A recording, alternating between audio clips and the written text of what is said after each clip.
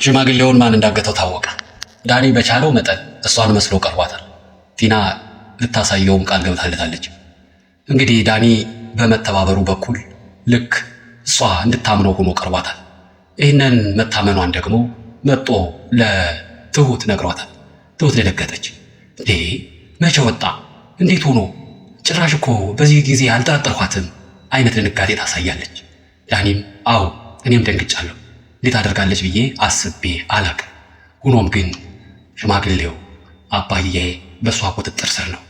ስለዚህ ምንም እንዳልተፈጠረ አሁን በፊት እንደነበረው ሁነን መቅረብ አለብን። ምንም የተለየ ፌስ እንዳታሳያ። አንቺ እንኳ ችግር የለው፣ ግን ካሌብ የተለየ ፌስ እንዳያሳይ፣ እንዳይጨምር እንዳይቀንስ ጥንቃቄ አድርግ። እኔ እሷ እንደተባበርኳት ሁኜ እቀርባለሁኝ ብሏል። እንግዲህ ትሁትም ካሌብን ልታሳምን ቃል ገብታለች። ይቀጥላል።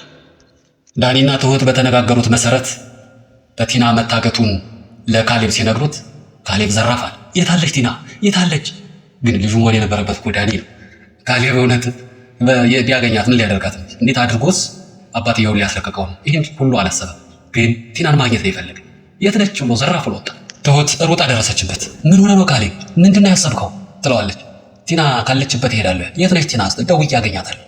ያኔ የእውነት ግን አንተ አባትን ትወደዋለህ? ትለዋለች። እውነትም እሱ እንዴ እያንዳንዱ ቀናት በሄዱ ቁጥር አባዬ አደጋ ላይ ነው የወደቀ ያለው። ስለዚህ እንዴት ቁጭ ብዬ እቀመጣለሁ ይላል። አይ አይደለም፣ ተረጋጋ ካሌብ፣ እንደሱ አይደለም መሆን ያለበት።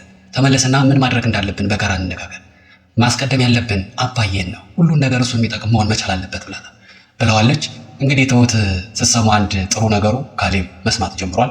እሺ እመለሳለሁ ብሏል። አሁን መደንፋቱን ቀዝቀዝ ብሎ ተመልሷል። እንግዲህ ትሁት ተመልሳ ለዳኒ በቃ ተረጋግቷል ይመለሳል ብለዋለች። ዳኒ ጋር እያወሩ ናቸው። እንግዲህ ካሌብ ቀስ ማለት አለበት። ለቲናም የተለየ ፊስ ማሳየት የለበትም። ንገሪው፣ አይንቀልቀል።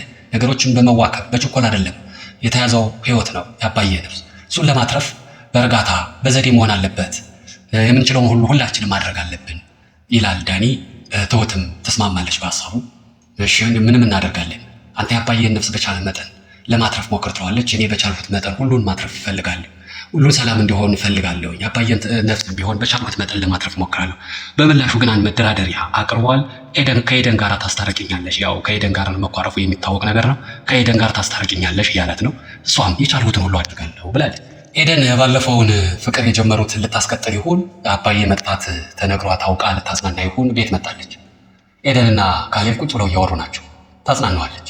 እንዴት ዛርፈ ቁጭ ብለህ እንዴት ተሻለ? እንዴት ቻልክበት እንደዚህ ቁጭ ማለቱን? ትለዋለች። እንዴት እንደዚህ አይነት ጨዋታን ማስቀጠል ፈልጋችሁ? ትለዋለች። እንግዲህ እኔ ምን ላድርግ? እኔ ማፈልጌ ነበረ ሁሉ ነገር እንዲያልቅ በአጭር እንዲቋጭ። እንድትፈታኝ ብር ሰጥቻታለሁ፣ ያለችውን ሁሉ አድርጌ ነበር፣ ግን እምቢ አለች። ምን ላድርግ ይላል። ሌላ የምታቀርብለት ሀሳብ ስለሌለ አይዞህ እያለች እያጽናናችው ይመስላል። እጅ ለእጅ ተያይዘው እያለ ድንገት ዳኒ በር ከፍቶ ገባ። በር ከፍቶ ሲገባ የካሌብ እጅና የኤደን እጅ ሲተሻሽ ሲያየው ዳኒ ራሱን መቆጣጠር አልቻለም። አንዴ በቦክስ ገባለት። በቦክስ ሲገባለት ለመገላገል ሞከሩ። ኤደንም ትሁትም እንደምንም ገላገሏቸው። ሁለቱም እንግዲህ እንደምንም ከተረጋጉ በኋላ ተረጋጉ ማለት በእርግጥ ይከብዳል፣ ግን ሁለቶች አንድ ላይ ቁጭ ብለው አሁን እንነጋገር ይላል ዳኒ። ስለምን ጉዳይ የምንነጋገረው ይላል። የካሌብ ንዴት እስካሁን አልበረደም። በኤደን እንዴት ትመጣለህ? ኤደን ምን ያክል እንደምወዳት አታውቅምን? በቅርብ ስላገባት እንዳሰቡኝ መቼ ጠፋህና ምንድነው እየተደካሄደ ያለው ይለዋል።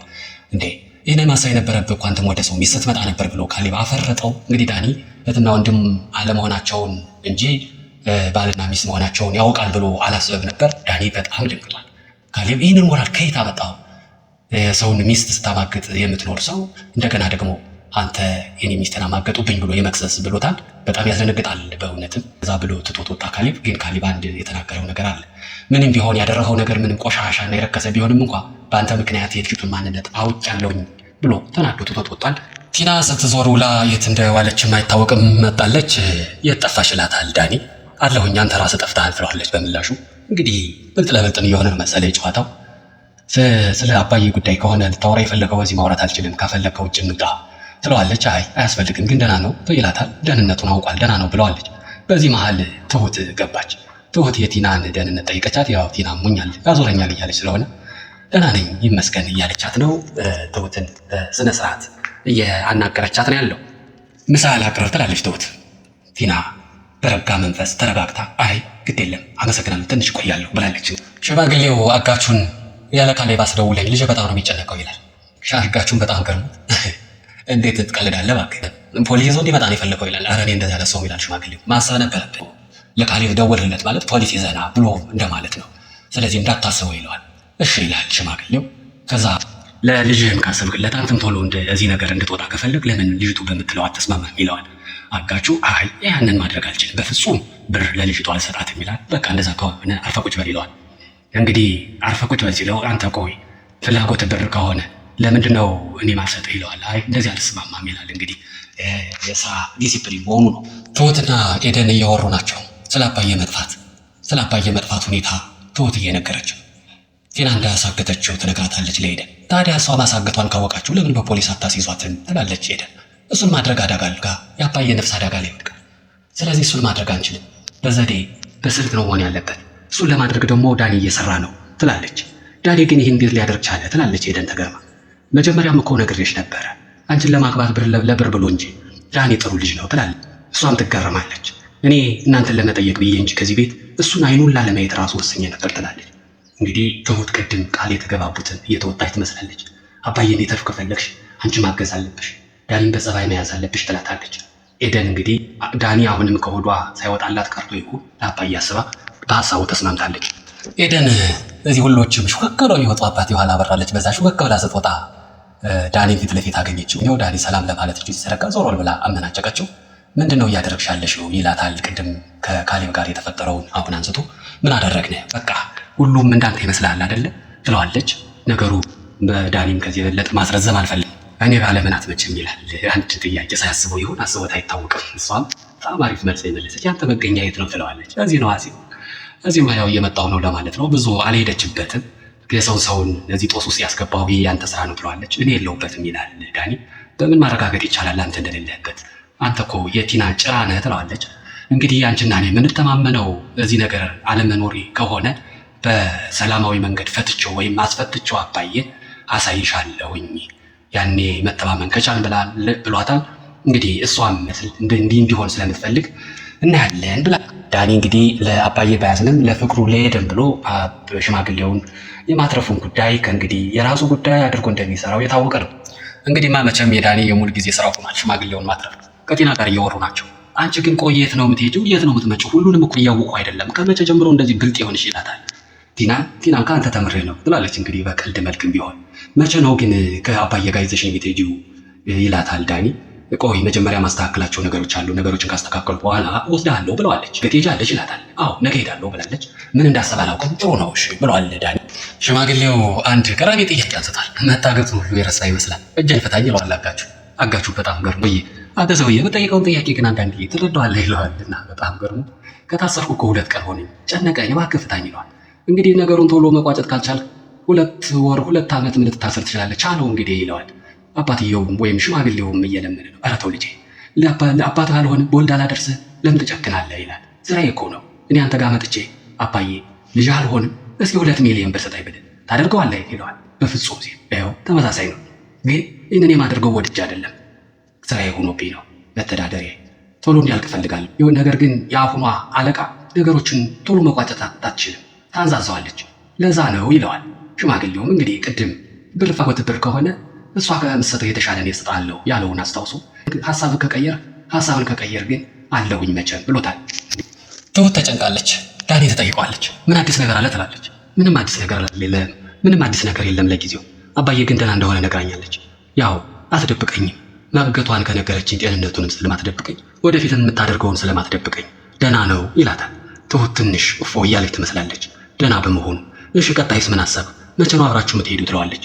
እንግዲህ አሁን በቅርብ አብሮ ይዛኝ ለመሄድ እቅድ የላትም፣ ግን ነገ እሷ ትሄዳለች፣ ከኋላ ተደብቄ እከተላታለሁ ይላታል። እንዴ ይህም አይሆንም፣ ብታይስ ከተደበቀ ፈንጅ ላይ መቆም እኮ ነው፣ ነገሩ ይበላሻል ትለዋለች። አይ እንዳታይኝ ሆኜ ነው የምሄደው፣ ምንም ሀሳብ አይግባሽ ብሏታል።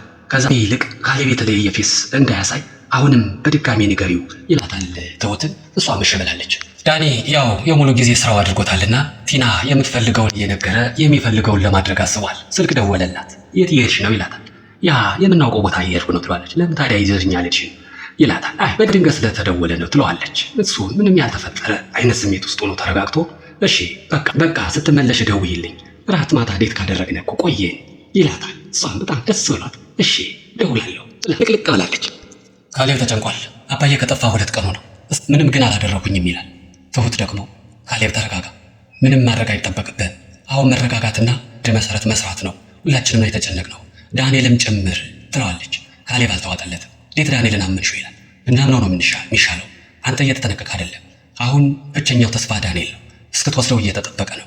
ስለዚህ በአባዬ ቁማር ማስያዙን ተወውና ዳንኤልን እናግዘው እያለችው ነው።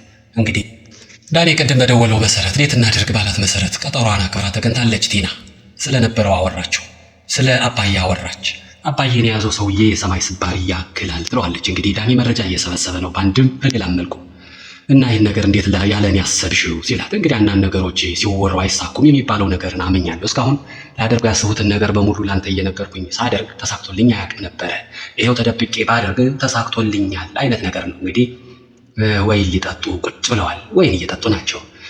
መስከር የለም ሲላት፣ አዎ አንድ ጊዜ የመታኝ እንቅፋትማ 2 ጊዜ አይመታኝም፣ ድጋሚ አልሰክርም ብላለች ቲና።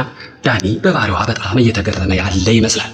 ዳኒም ይህንን ባህሪዋን አይቶ ግን ማን ነው እንደዚህ ያሰለጠነሽ ይላታል። የትናንት ውድቀቴ እያንዳንዱ ውድቀቴ አሰለጠነኝ ትለዋለች። እሺ ግን አባዬን ከዛ በኋላ ምን ታደርገዋለሽ ይላታል። መረጃ እየሰበሰበ ነው።